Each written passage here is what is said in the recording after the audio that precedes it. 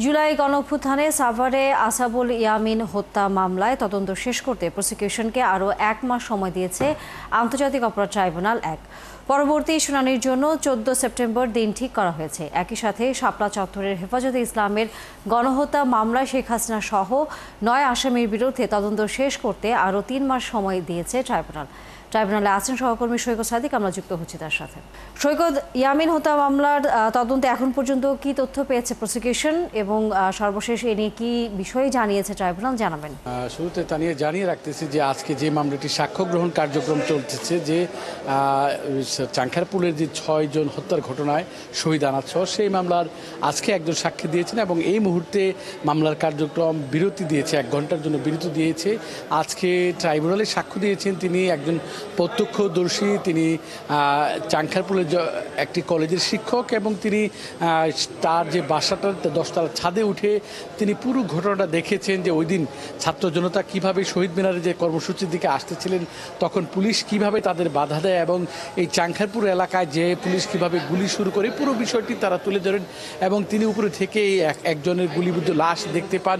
এইসব ঘটনা তিনি বর্ণনা করেন এবং তিনি এই ঘটনার সঙ্গে যারা জড়িত, শেখ হাসিনা, তখনকার স্বরাষ্ট্রমন্ত্রী Asaduzzaman Khan Kamal, DMP commissioner, IGP সবার বিচার চেয়েছেন। এর আগে যেসব মামলার আজকে শুনানি হয়েছে, সাভারের আসাবুল ইয়ামিনের যে মামলাটি খুবই গুরুত্বপূর্ণ একটি মামলা, সেই মামলায় ১৫ জন আসামির মধ্যে ৭ জন গ্রেপ্তার আছেন এবং এই মামলার তদন্ত শেষ করতে আরও ১ মাস সময় চেয়েছেন। যদিও গত মাসে তাদেরকে ১ মাস সময় দিয়েছে, তো যেহেতু সময় চেয়েছে এর জন্য আজকে তদন্ত বিষয় তারা কিছু তুলে ধরেননি।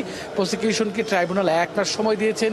এর পাশাপাশি হেফাজতের যে মামলাটা ২০১৩ সালের ঘটনায় যে হেফাজতের যে গণহত্যা হয়েছিল, সেই ঘটনা যে মামলাটি এই ট্রাইব্যুনালে দায়ের হয়েছিল সাবেক প্রধানমন্ত্রী শেখ হাসিনা সহ ৯ জনকে আসামি করে এবং সেই মামলায় ৪ জন গ্রেপ্তার আছে, সেই ৪ জনকেও আজকে নিয়ে আসা হয়েছিল ট্রাইব্যুনালে।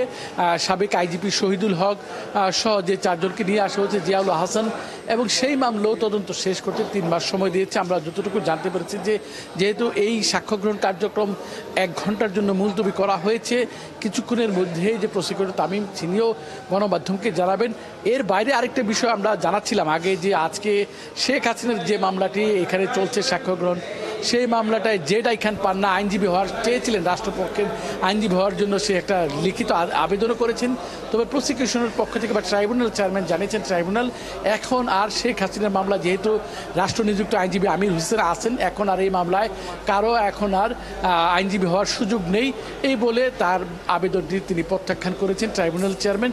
এই হচ্ছে এখন পর্যন্ত ট্রাইব্যুনালের আজকের সর্বশেষ কার্যক্রম। তানিয়া, ধন্যবাদ সৈকত সাদিক, আপনার মাধ্যমে আমরা ট্রাইব্যুনালের সর্বশেষ খবরাখবর জানছিলাম। ফিরব পরবর্তীতে আবারও। দর্শক, সহকর্মী সৈকত সাদিক ছিলেন আমাদের সাথে এতক্ষণ।